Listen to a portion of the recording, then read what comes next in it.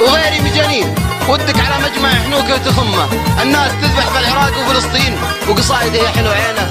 وفمه، عساه يوخذ بفرح اقول وامين، اللي بنات الناس شغله وهمه، احد يحاول ستر عذر البعيدين، واحد يحاول برده بنت عمه، قد قالها بندر قبل عدة سنين. يما يا يما يا يما يا يما يا يما، يما بفراق نامت علينا